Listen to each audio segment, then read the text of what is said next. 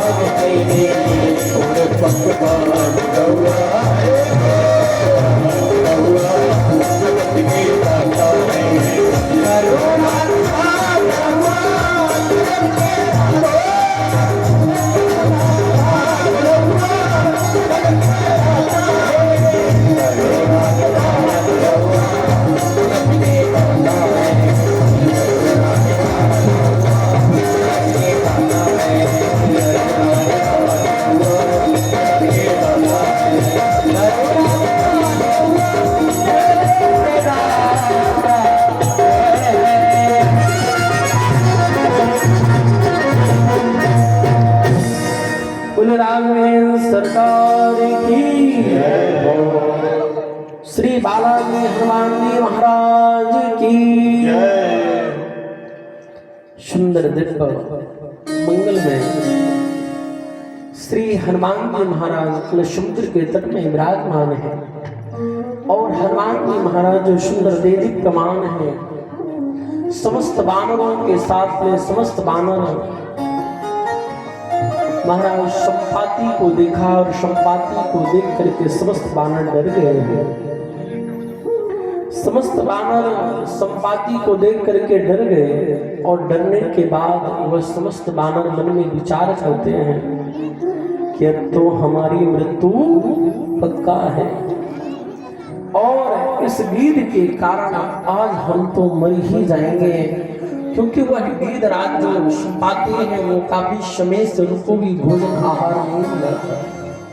वह भी मन में विचार करते हैं कि यह बानर जो आज यहाँ पर विराजमान है बहुत सारे हैं और राम जी ने इकट्ठा भोजन की व्यवस्था करके इनको भेज दिया है, इसलिए जैसे उसने कहा उन्होंने कहा एक गिद्धराज थे जो जटायु जो राम जी की सहायता कर रहे थे, आज हम यहाँ पर आए हैं राम जी के कार्य के लिए, तो यह गिद्धराज हमें तो मारने में ही लगे हुए हैं, ये तो हमारा ही भोजन पाने में लगे हैं। इस प्रकार से सुंदर दिव्य संपाति को जब पता चला कि राम काज वाले हैं, राम कार्य के लिए जा रहे हैं, तब उन्होंने कहा कि चिंता मत करो, वह मेरा ही भाई जटायु था और लंका इतनी भी दूर नहीं है, मुझे दिख रही है वह लंका और उस लंका के साथ में मुझे वह भी दिख रही है, अशोक वाटिका भी दिख रही है जहां पर जानकी जी विराजमान है और जानकी जी वहां पर विराजमान है। सभी बानर उन्होंने कहा जानकी जी विराजमान है, तो सभी बानर आंख फाड़ फाड़ करके देखने लगे। स्वयं प्रभा की गुफा में गए तो सबकी आंखें बंद हो गई, पर संपाति के पास आए हैं तो यहाँ पर ये जानकी जी को जब गिद्धराज जी ने कहा कि मुझे जानकी दिख रही, तो ये भी अपनी आंखें फाड़ फाड़ के देखने लगे, पर महाराज उनको कहीं नहीं दिखा और जब नहीं दिखा तो उन्होंने कहा कि हमें तो दिख नहीं रही, तब उन्होंने कहा गीध की दृष्टि अपार, तो गीध की दृष्टि है वह अपार है, मैं गीध हूं तुम गीध नहीं हो। सा सूर्याय महेंद्राय पवनाय स्वयं भुवि भूतेष्टांजलिं कृत्वा चकारागमने मतिम्।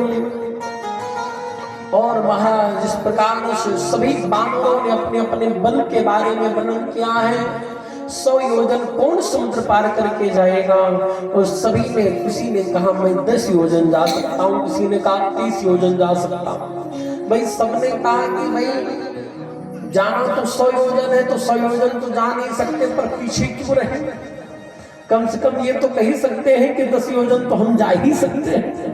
इसलिए बानर भी कोई कहते हैं 50 चला जाऊंगा, कोई 60 चला जाऊं, पर काम कब बनेगा, बोले महाराज जब 100 योजन समुद्र लांग करके चला जाए और चला आए। तो महाराज सबने कहा, अंगद जी भी ने कहा अंगद कहूं जाऊं मैं पारा, मैं तो जा सकता हूं, पर लौटते समय संशय है, क्योंकि अक्षय कुमार से उनको बड़ा भय है। तो बोले लौटूंगा कि नहीं लौटूंगा इस बात की कोई पता नहीं, गारंटी नहीं है। तो बोले हे अंगद कुमार आप फिर मत जाइए। तो अंगद जी को मना कर दिया गया। तो बोले कौन जाएगा, बोले फिर तो वही जाएगा, बोले जिसने राम जी ने जिसको चुना है। किसको चुना है राम जी ने, श्री हनुमान जी महाराज को, और हनुमान जी को मुद्रिका दे करके राम जी ने चुना है। तब जामवंत जी ने कहा भैया हनुमान से कि सब लोग अपने अपने बल का व्याख्यान कर रहे हैं हनुमान, और तुम सबसे किनारे अलग बैठे हो, तुम अपने बल का कुछ बता ही नहीं रहे हो।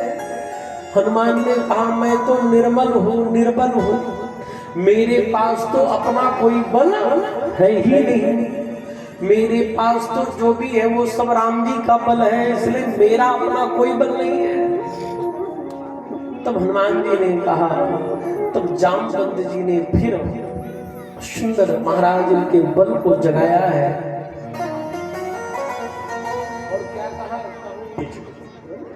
और क्या कह रहे हैं जामवंत जी? कहो रे चपत सुन हनुमाना, रे चपत सुन हनुमाना, का चुप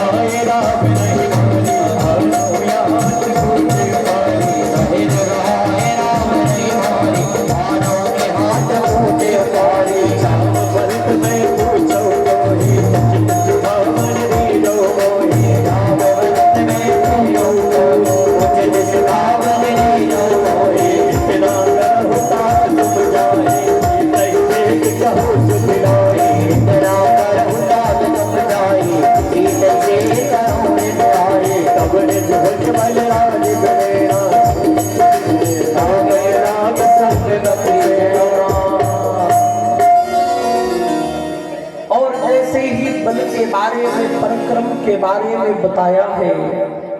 कहूँ रीछ पत सुन हनुमाना, और आपका अवतार ही इसलिए हुआ है, राम अवतार, राम जी की कार्य के लिए आपका अवतार हुआ है। सायस कवि शार्दूलस राम प्रेत वीरवान, हनुमान राम कार्यार्थी भीम करमा खमप्लुतः। उन्होंने कहा कि आपका अवतार राम जी की कार्य के लिए हुआ है। और जैसे इतना हनुमान जी महाराज ने सुना तो क्या हुआ, तुरंत ही भयउ पर्वताकारा, और तुरंत जो है तो पर्वत के समान श्री हनुमान जी महाराज खड़े हो गए और जोर से गड़गड़ाने लगे महाराज। और हनुमान जी ने कहा, जामवंत जी बताइए, मेरा काम, मेरा अवतार ही राम जी के कार्य के लिए हुआ है, तो बताइए कि फिर मैं क्या करूं? बोले जाइए और सीता जी का पता लगा करके आइए। हनुमान जी ने कहा, केवल सीता जी का पता लगा के नहीं, आप कहो उस लंका को भी मैं उठा लाऊं। त्रिकूट पर्वत में जो लंका बसी हुई है, उस लंका को मैं उठा लाऊं। आप कहो तो रावण को उठा लाऊं। आप कहो तो जानकी जी को अपने लाऊं और रावण को मार करके समुद्र में फेंक दूं। आप जो कहो वह मैं कर दूंगा। और ऐसा नहीं था कि केवल हनुमान जी महाराज कहते बस हैं, हनुमान जी जो कहते हैं वो हनुमान जी करते भी हैं। किसी ने पूछा, हनुमान जी आप ये कर सकते हो? हनुमान जी ने कहा, राम जी की कृपा से मैं सब कुछ कर सकता हूँ। और महाराज इस प्रकार से जामवंत जी ने कहा कि हे हनुमान, आपको कुछ और नहीं करना है, आपको केवल पता लगा करके आना है। जो राम जी जिस कार्य के लिए भेज रहे हैं, आपको केवल उतना ही करना है। हनुमान जी ने कहा ठीक है।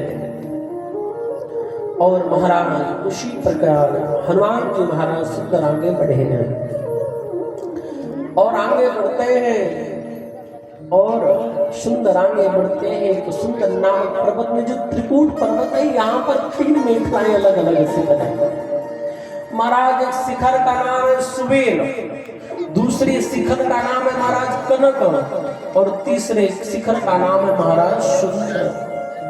तो जो यह घटना घटित है, इस कांड का नाम सुंदर कांड क्यों पड़ा? बोले महाराज जो घटना घटित हुई वह सुंदर नामक शिखर में पर्वत में घटित हुई, इसलिए भी इस कांड का नाम सुंदर कांड रखा गया। महाराज जिस कांड में, जिस पर्वत में, जिस शिखर में शांति, शक्ति और भक्ति की स्वरूपा मां जानकी विराजमान है और वह जानकी वहां से वापस आई है, इसलिए भी इनका नाम सुंदर कांड रखा गया। और खोई हुई वस्तु को प्राप्त कर लेना भी, मां जानकी को प्राप्त कर लेना भी सुंदर राम जी के सबसे बड़ा यश और कीर्ति का बखान हुआ, इसलिए भी सुंदर कांड है। सुंदरो सुंदरो सुंदरो सुंदरी सीता, सुंदरो सुंदरी कथा, और सुंदरो सुंदरो राम, सुंदरे किम न सुंदरः। यह कथा भी सुंदर है, राम जी भी सुंदर है, जानकी जी भी सुंदर है, यहाँ पर सब कुछ सुंदर है, इसलिए सुंदरो सुंदरी कथा। इसलिए जहाँ पर सब कुछ सुंदर हो उसी को कहते हैं सुंदर कांड। और इस प्रकार से महाराज सुंदर, हनुमान जी महाराज सुंदर जा रहे हैं और जानकी जी का पता तो हनुमान जी ही लगा सकते हैं। महाराज अयोध्या की घटना, एक व्यक्ति की एक श्रीमती जी खो गई, मंदिर में दर्शन करने गए तो मंदिर में खो गई श्रीमती जी। तो श्रीमती जी खो गई तो वो गया राम जी के पास, प्रभु आप अपनी श्रीमती जी लंका से लाए थे, हमें कम से कम अपनी श्रीमती जी का पता बता दीजिए, मिल जाए हमारी श्रीमती जी। एक व्यक्ति ने कहा जिसने ढूंढ के लाया था पहले उसके पास तो जाओ। कौन ढूंढ के लाए थे? हनुमान जी महाराज। और वो दौड़े दौड़े गया हनुमानगढ़ी, हनुमान जी के पास हाजिरी लगाया, हनुमान जी आपने राम जी की श्रीमती ढूंढा है, आप हमारी भी श्रीमती ढूंढ लो। अब महाराज उसकी श्रीमती जी हनुमान जी के पास हाजिरी लगा के आया और यहाँ कनक भवन में उनकी श्रीमती जी भ्रमण कर रही थी।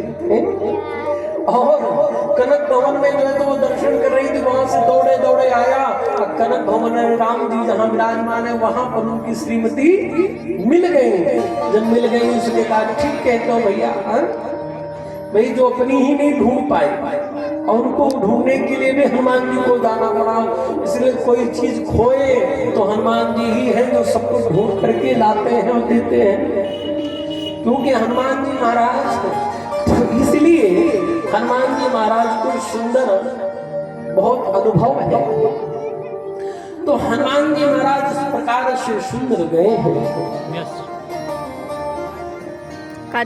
हनुमान जी महाराज सुंदर आगे बढ़ते हैं। किस मार्ग से हनुमान जी महाराज चलते हैं? हनुमान जी महाराज चारों के सिद्धों के मार्ग से जाते हैं। जहां पर चारों के मार्ग से जा रहे हैं, किस प्रकार से जा रहे हैं हनुमान जी महाराज? जिमी अमोघ रघुपति कर बाना, जिमी अमोघ रघुपति कर बाना,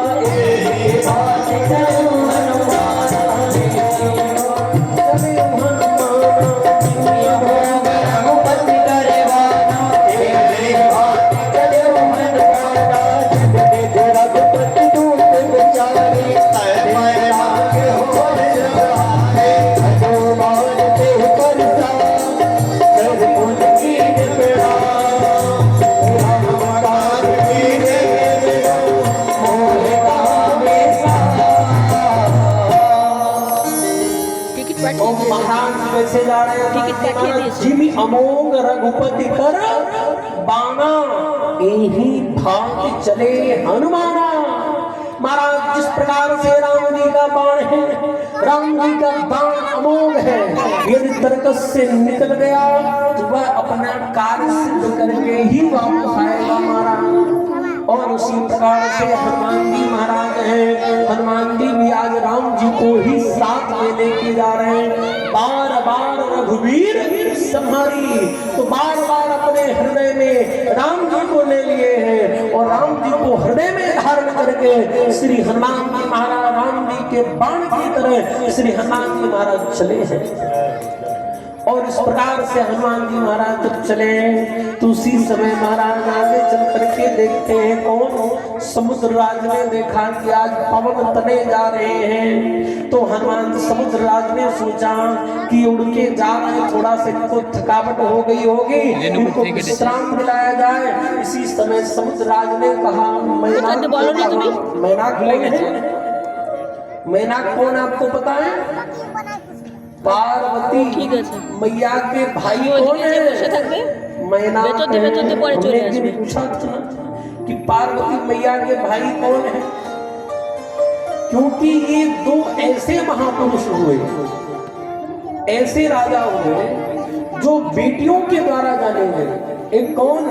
एक महाराज दूसरे जनक जी महाराज। इनकी ख्याति किसके द्वारा हुई? महाराज बेटियों के द्वारा। कोई जरूरी नहीं कि बेटों के द्वारा ही ख्याति प्राप्त हो, बेटियां भी ऐसा कार्य कर जाती हैं कि जिनके द्वारा उनको भी ख्याति, पिता को भी ख्याति प्राप्त होती है। तो महाराज पार्वती के भाई ही मैनाक है और ये मैनाक समुद्र में आकर के रह रहे। क्यों रह रहे समुद्र में? महाराज पहले ये जो पर्वत है, इन पर्वतों के पहले पंख हुआ करते थे और यह पर्वत उड़ते थे महाराज। पर एक कारण था, बोले महाराज जब ये पर्वत होते पर इनकी जहाँ इच्छा होती, जिस नगर में होती वहीं जाके बैठ जाते। अब मान लीजिए पर्वत राज उड़ रहे होते, ये उड़ करके सोचते चलो आज कथा सुनने चले, यदि कथा सुनने आ गए यहीं पे यदि आके ऊपर से बैठ गए तब तो कथा हो गई थी पूरी। तो ये यही करते थे, इनकी जहां इच्छा होती वही महाराज उसी गांव में जाकर ये अपना बैठ जाते और जैसे बैठते बहुत से लोग गांव का गांव नष्ट हो जाते थे। सबने देवराज इंद्र से कहा हे देवराज इंद्र, ये पर्वत जो है तो चारों तरफ जो है तो बैठ जा रहे हैं। देवराज इंद्र ने कहा मैं अभी से इनका जो है तो उपाय करता हूँ। देवराज इंद्र ने क्या किया कि अपना वज्र उठाया और जितने भी ये पर्वत दिख रहे हैं, इन पर्वतों के पहले जो पंख निकले थे सभी के पंखों को इंद्र ने काट दिया।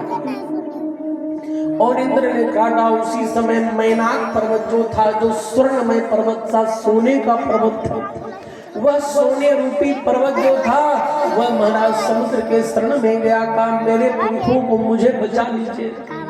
और जैसे बार बार प्रयास करते हैं, पर जैसे बार बार प्रयास करते हैं पर अंदर इतने समुद्र की लहरें इतनी तेज हैं कि समुद्र के अंदर यह प्रवेश ही नहीं कर पाते। और जब समुद्र के अंदर प्रवेश ही नहीं कर पाते तब वायु देवता का स्मरण करते हैं और पवन देव ने अपने वायु वेग से झोंके के द्वारा समुद्र के अंदर इनको प्रवेश दिलवाया है। और वही उपकार कुर्सी लेके साइड में चले जाओ। समुद्र राज ये कह रहे हैं देखो मैना, ये लेके साइड में जाओ।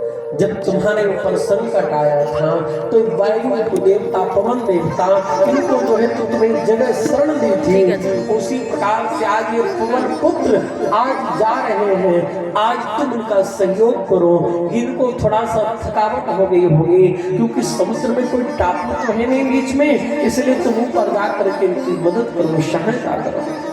जैसे मैनाक महाराज ऊपर आ रहे थे, हनुमान जी ने देखा कि कोई पर्वत विघ्न डाल रहा है और हनुमान जी महाराज जो सीने का एक महाराज सीने के द्वारा एक धक्का मारा, मैनाक पर्वत पुनः नीचे समा गए। और फिर दूसरी बार में महाराज सुंदर पुरुष का सुंदर देवता स्वरूप में जाके सामने खड़े हो गए।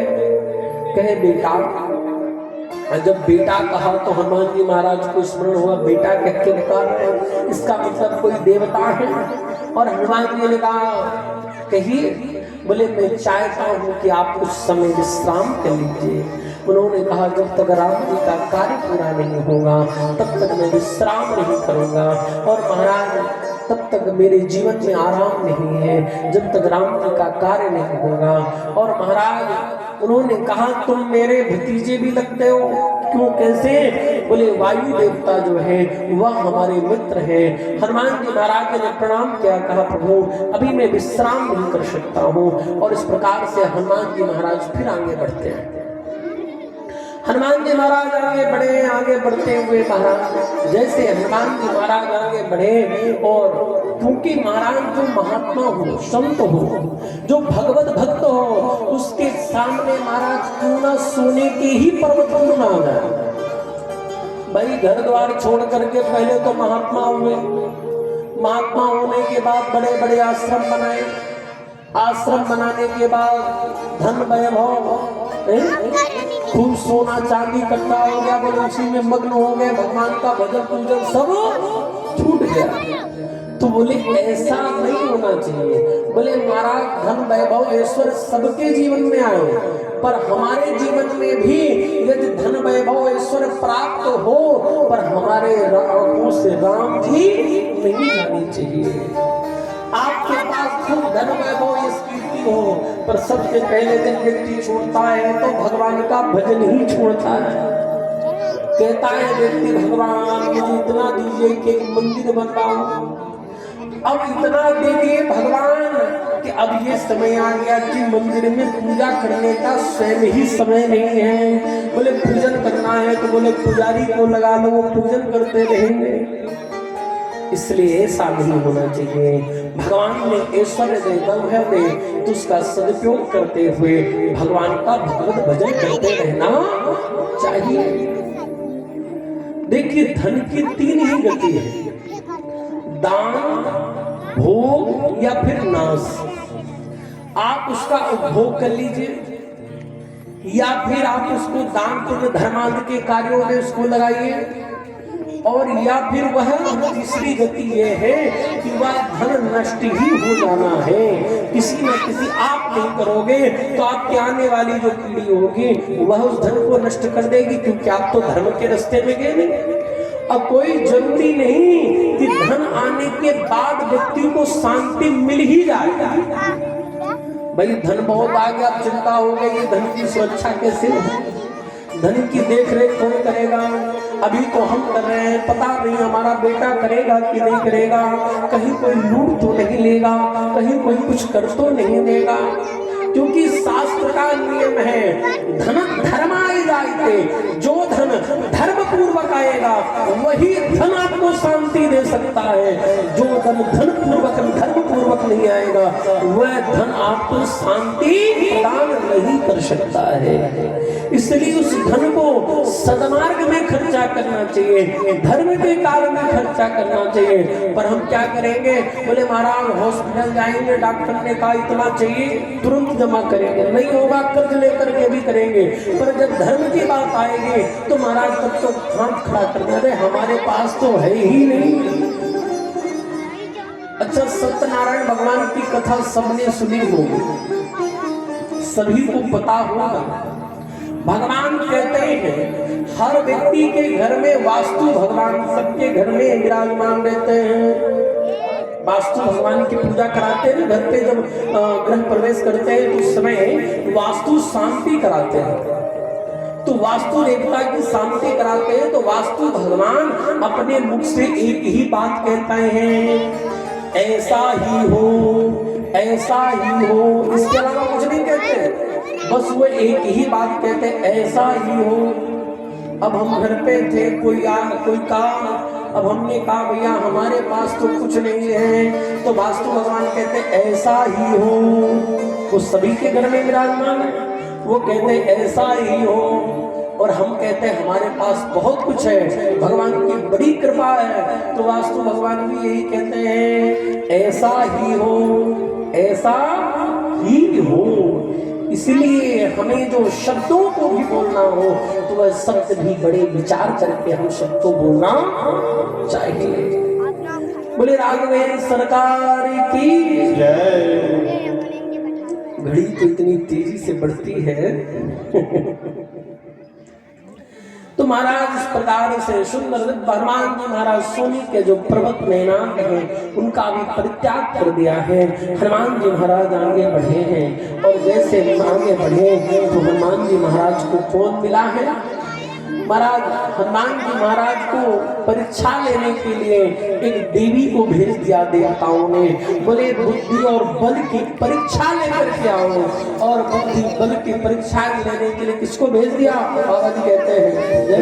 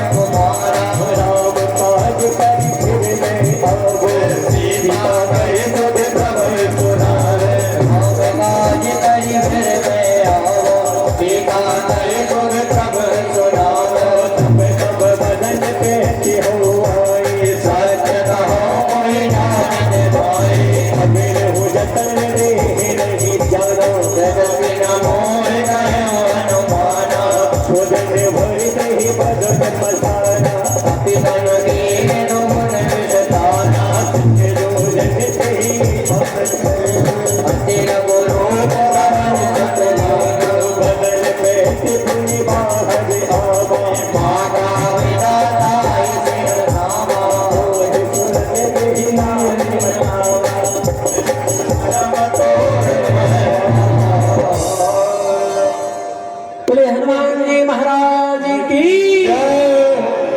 महाराज इस प्रकार से सुंदर दिन को हनुमान जी महाराज जब आगे बढ़े तुमको मिल गई। कौन मिली? महाराज सुरसा नाम अहिन कई माता। मतलब महाराज सर्पों की माता को भेज दिया। सर्पों की माता को भेजने का मतलब क्या है?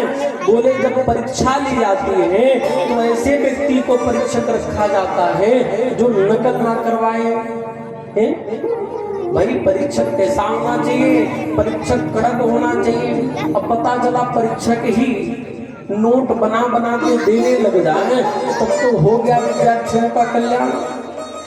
इसलिए परीक्षक को क्या होना चाहिए? कड़क होना चाहिए। पर सुरसा से ज्यादा कोई कड़क नहीं है। किसकी माता है सुरसा? सर्पों की माता है, सर्पणी है। और जो सर्पणी होती वो क्या करती है? बोले महाराज सर्पणी जो होती है वो अपने बच्चों को भी खा जाती है। अपने बच्चों को भी सर्पणी स्वयं खा जाती है। और जो अपने ही बच्चों को खा जाए उससे ज्यादा कठोर वो कौन हो सकता है? इसलिए महाराज सुरसा को भेजा है। सुरसा महाराज सामने दिखी है। हनुमान जी महाराज से पहले ही हाथ जोड़ करके खड़ी हो गई और कहा कहती है आज सुरन मुहिदीन आहारा। बोले महाराज पहले ही बता देना चाह रहे हनुमान जी महाराज से कि हनुमान जी मैं देवताओं के द्वारा भेजी गई हूँ। ऐसा मत समझ लेना कि मैं रावण के द्वारा भेजी गई हूँ। क्यों? बोले महाराज कहीं रावण के द्वारा भेजी गई जान करके हनुमान जी महाराज ने ये देख मुष्टिका का प्रहार कर दिए तब तो गोविंदाय नमो नमः हो जाती है। इसलिए पहले अपना परिचय दे देती है, कह रही मैं देवताओं के द्वारा भेजी गई हूँ प्रभु। हनुमान जी को कहती है मैं देवताओं के द्वारा भेजी गई हूँ। तो उन्होंने कहा बहुत अच्छा माई, माई कहकर के पुकारा। भैया बहुत अच्छी बात है पर मेरा रास्ता छोड़ दो, मैं जाना चाहता हूँ। और जब हनुमान जी ने माई कह दिया तो महाराज जो सुरसा है वो प्रसन्न हो गई। उसका मन पिघल गया पर परीक्षा तो देना ही है। और महाराज उसने कहा कि मेरा नियम है कि जो पहली बार मुझे प्राप्त होता है मैं उसका बिना भक्षण किए मैं जाने नहीं देती हूँ। हनुमान जी ने कहा अच्छा आपका अच्छा नियम है पर मैं जब लौट जाऊंगा तब आप मुझे भक्षण कर लेना, तब मुझे पा लेना। सुरसा ने कहा मैं छोड़ने वाली नहीं हूँ। उन्होंने हनुमान जी महाराज थोड़ा बड़े हुए, वो और बड़ी हुई। महाराज 10 कोस, फिर 10 योजन के, फिर 20 योजन के, फिर 50 योजन के। हनुमान जी 60 के हो गए। और देखते देखते वो 70 के महाराज यहाँ तो प्रतियोगिता चल रही है। सुरसा अपना मुख बढ़ाई 70 योजन बढ़ाए और देखते देखते हनुमान जी 80 योजन के हो गए। महाराज देखते देखते सुरसा ने 100 योजन का मुख बढ़ाया और जैसे महाराज इतना लंबा चौड़ा मुख सुरसा ने बढ़ाया और वैसे हनुमान जी महाराज कितने छोटे हो गए। हनुमान जी महाराज तुरंत अंगुष्ठ के बराबर हो गए, अंगूठे के बराबर हो गए छोटे से, और सुरसा के मुख में जाकर के अंदर से बाहर निकल आए। भैया 100 योजन का मुख हुआ तो उसको समेटने में भी तो समय लगेगा, और जैसे समेटने में बंद करना था तब तक हनुमान जी महाराज अंदर से बाहर आ गए। और जैसे बाहर आए सुरसा ने नाम दिया, आप पास हो गए। किसमें पास हो गए? बोले भाई रावण की लंका है, कोई साधारण नहीं है लंकापति रावण, इतनी मायावी लंका में जा रहे हैं तो भैया कौन किसको भेजा जाए, ये तो परीक्षण पहले करना ही पड़ेगा। इसलिए परीक्षण के लिए सुरसा को भेजा है। और महाराज आगे बढ़े और जैसे आगे बढ़े तो यहाँ पर एक और देवी मिल गई जिसका नाम था सिंहिका। और सिंहिका कैसी है? बोले महाराज ये छाया का भक्षण करती है, महाराज ये छाया का भक्षण कर लेती है। और महाराज जैसे ये छाया का भक्षण करती है, श्री वाल्मीकि मुनि जी लिखते हैं भीम मद्याकृतम कर्म सत्तम त्वया हतम साधयार्थम अभिप्रेता मनिष्ठम प्लवतांबर। महाराज जैसे इसको उन्होंने उसने भी कहा कि भैया मैं छाया को पकड़ के रखती हूँ और मैं उसका भक्षण कर लेते हूँ। हनुमान जी महाराज ने इसके ऊपर भी कृपा की और हनुमान जी महाराज एक जोरदार मुष्टिका का प्रहार किया, सिंहिका का भी हनुमान जी महाराज ने उद्धार कर दिया। हनुमान जी महाराज आगे बढ़ते हैं और हनुमान जी महाराज आगे बढ़ते हुए कहाँ पहुंच गए? लंका के दरवाजे में, जहां पर एक देवी और रहती है, नाम है लंकनी। और महाराज ये सिंहिका कोई और नहीं है, सिंहिका ईर्ष्या है, द्वेष है। भाई मेरे इनके पास इतना है, मेरे पास ऐसा क्यों नहीं? इसने इतने महल बना लिए, इसने इतने मकान बना लिए, मेरे पास क्यों नहीं है? इसके पास गाड़ी है, मेरे पास क्यों नहीं है? इसके पास ये मकान है, मेरे पास क्यों नहीं है? बोले जो ईर्ष्या है, ईर्ष्या का ही प्रतीक सिंहिका है, जो दूसरे की छाया को पकड़ लेती है। और महाराज दूसरे को छाया को पकड़ लेती, पर हनुमान जी महाराज इनको दूर कर देते हैं, मुष्टिका मार के सिंहिका का उद्धार किया। आगे चले हैं और जैसे महाराज लंका के दरवाजे में पधारे और वहां पर भी एक देवी मिल गई। कौन मिला? गोस्वामी जी कहते हैं नाम लंकिनी एक निशाचर सो कह चलत मोहन उदरे। नाम लंकिनी एक निशाचर सो कह चलत मोहन उदरे। हम रही रही परम सत मोरा मोरे आहार राग जोरा। पिता एक महाकवि हरि मोरे संभाले उठी सोलन का जोर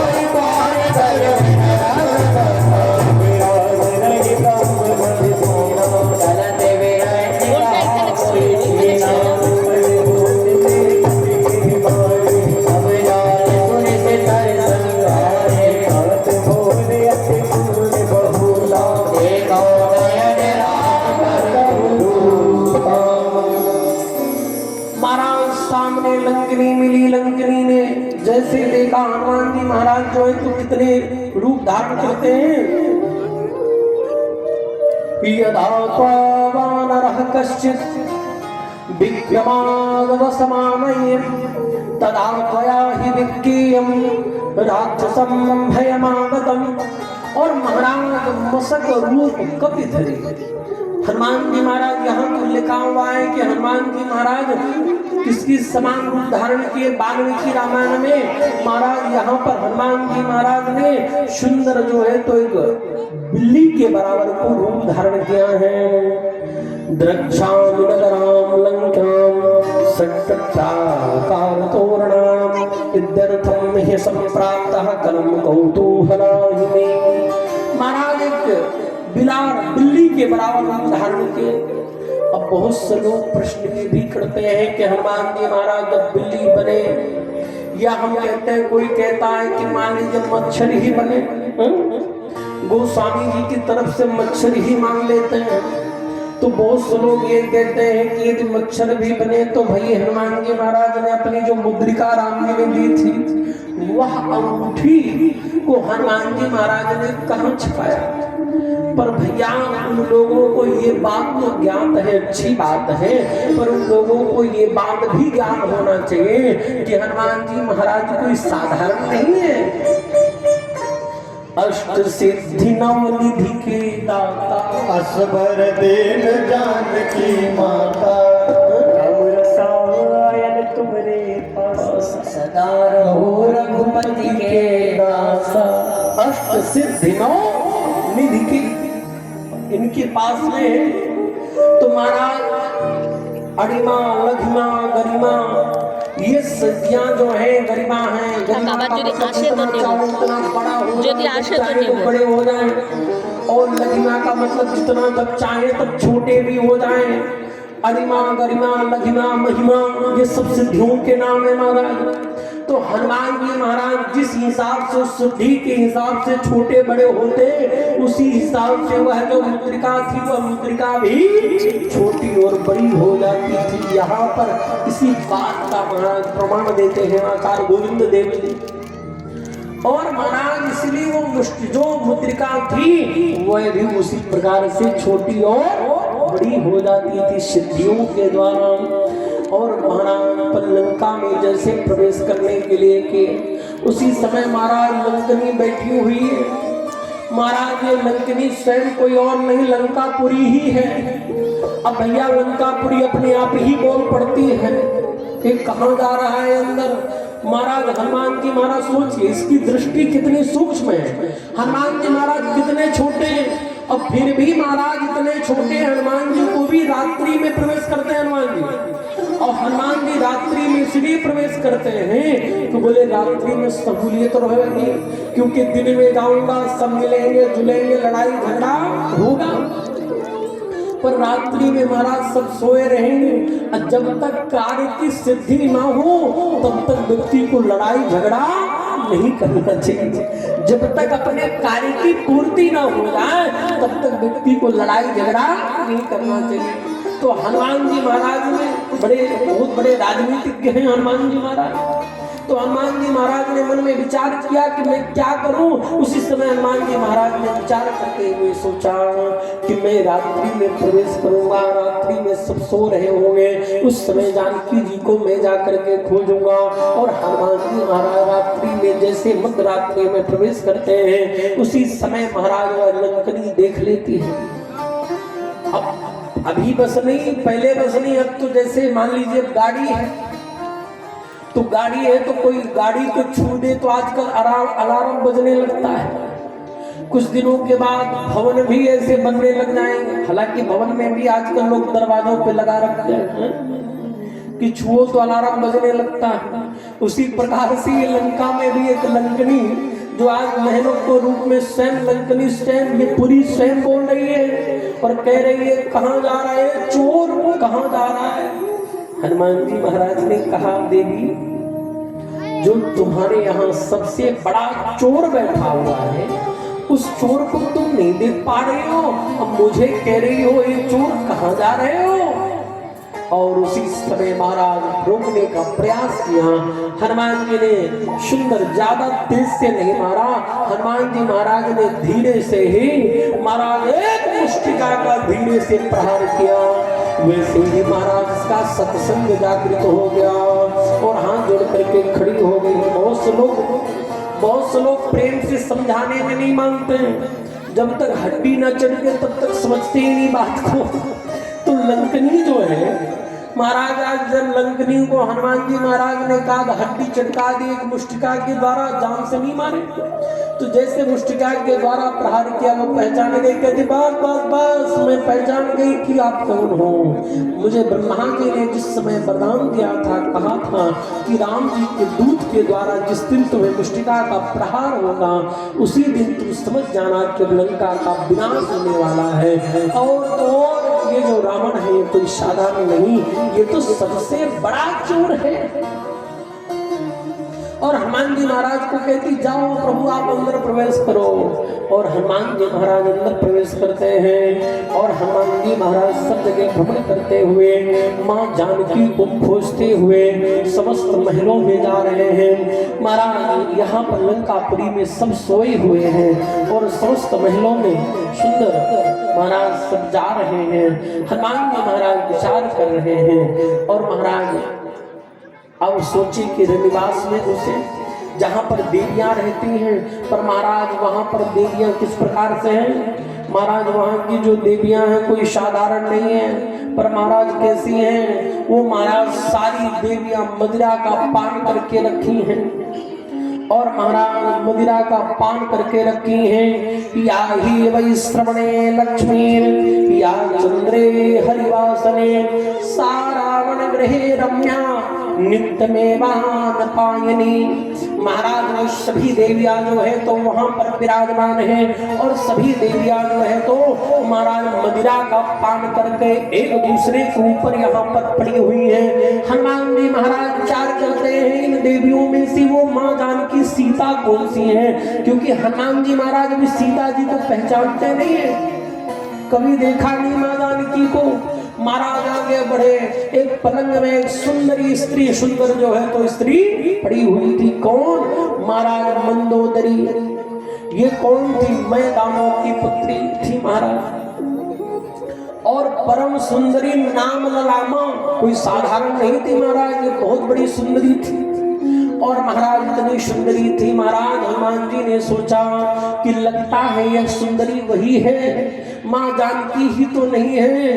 पर हनुमान जी महाराज पुनः विचार करते हैं कि माँ जानकी इस प्रकार से कभी प्रभु के विरह में तो वो सतत रहती हैं, इसलिए वो इस प्रकार से नहीं होती। पर उन्होंने कहा एक बार चेक कर ले। तो जैसे पास ले जा करके देखा, उस देवी के मुख से भी मदिरा की दुर्गंधी आ रही थी महाराज। उस देवी के मुख से भी मदिरा की दुर्गंधी आ रही थी। उन्होंने हनुमान जी महाराज ने कहा ये मेरी जानकी नहीं हो सकती, ये महाराज इस प्रकार से लंका की स्थिति है।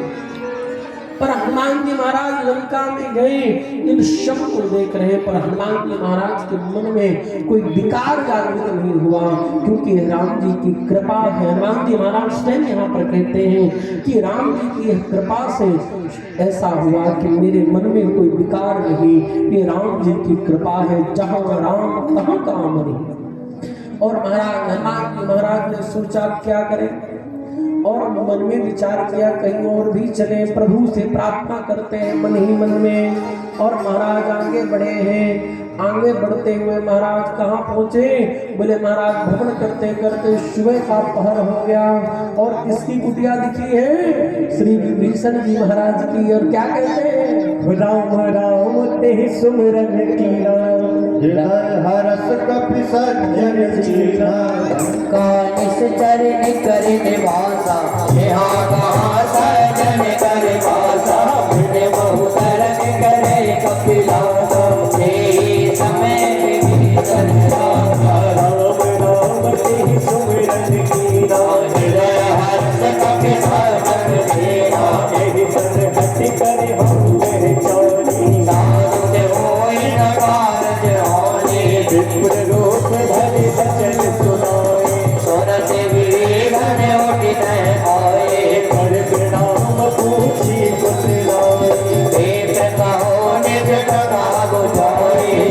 तुम हरिलासन में कोई, मोरे हृदय प्रीति अति होए। तुम राम दीन आयो मोह करण बड़वागे। और महाराज आगे बढ़े और जो कुटिया या महल नजर आता है, इस महल में महाराज दो शब्द लिखे हुए राम राम। तुलसी का वृक्ष लगा हुआ है। पर आजकल महाराज किसी के घर पे जाओ, भवन पे जाओ, तो आजकल क्या लिखा रहता है? किसी के घर पे जाओ तो आजकल ज्यादातर देखने में क्या मिलता है? राम राम नहीं लिखा रहता है। क्या लिखा रहता है? कुत्ते से सावधान रहें। क्या लिखा रहता है? कुत्ते से सावधान रहे। भैया आप घर के अंदर प्रवेश कर रहे हो, उसके पहले ध्यान रखना कि कुत्ते यहाँ ज्यादा हैं। क्या माना जाए? कुत्ते से सावधान का मतलब क्या है कि भाई घर में कुत्ता है कि घर के लोग ही ज्यादातर कुत्ते में, इस वजह से लिखा गया है। लिखा रहता कुत्ते से सावधान रहे। पर महाराज जो वैष्णव भगवत भक्त होता है, वो भगवत भक्त के दरवाजे पे भगवान का सुंदर दिव्य चिन्ह अंकित होता है। महाराज आजकल भवन बहुत सुंदर बना है, पर उस भवन पे महाराज राक्षस का मुख लाके लगा दिए हैं। महाराज और तो जूता टांग दिए, चप्पल टांग दिए। भैया ये जूता और चप्पल ही नजर यदि रोक के रखती तो हर व्यक्ति आजकल जूता और चप्पल पहन के नहीं चलता, गले में टांग करके चलता। महाराज जूता और चप्पल टांग दिया गया, मुखौटा लगा दिया गया, महाराज राक्षसी का लगा दिया गया और लिख दिया गया कुत्ते से सावधान रहे। भैया जिस घर में तुलसी होती, तुलसी का वृक्ष होता है, उस घर के जो पितर हैं वो हमेशा तृप्त रहते हैं। महाराज जिस घर में कुत्ता पाला जाता है, जिस घर के अंदर कुत्ता पाला जाता है, उस घर के अंदर का जन उसके पितर स्वीकार नहीं करते। शास्त्रों में तो यहाँ तक वर्णन है। आजकल क्या करते हैं लोग, जाएंगे घर पे कुत्ता पला हुआ, उसको पहले खिलाएंगे और खिलाने पिलाने के बाद उसके ऊपर सर पे हाथ फेरेंगे, सारी कृपा उसी के ऊपर कर रहे हैं। और इसके बाद क्या करेंगे, बोले महाराज भगवान के मंदिर जाएंगे और फिर भगवान को स्नान और सेवा कराएंगे। महाराज शास्त्र कहता है कि जो यदि आपने कुत्ते का स्पर्श कर दिया तो आपको साच तैलम स्नान करो। बोले महाराज आपको वस्त्र के सहित आपको स्नान करना चाहिए। ये नियम किस पे लागू होता है? बोले आपने कुत्ते को छुआ और छूने के बाद आप तो स्नान करेंगे वस्त्र के सहित। आप यदि अन्य दो लोगों को और छू दिए तो महाराज दो लोगों को जिनको आपने छुआ उनको भी वस्त्र के सहित स्नान करना चाहिए।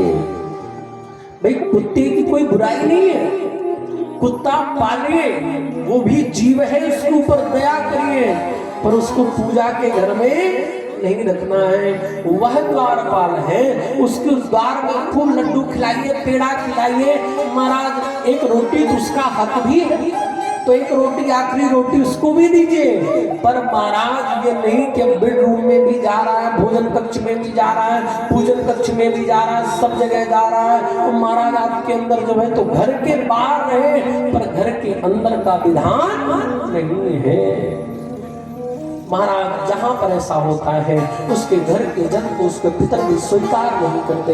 इसलिए भैया कुत्ते तो ठीक है, पर गाय गौ माता की सेवा हम सबको करनी चाहिए।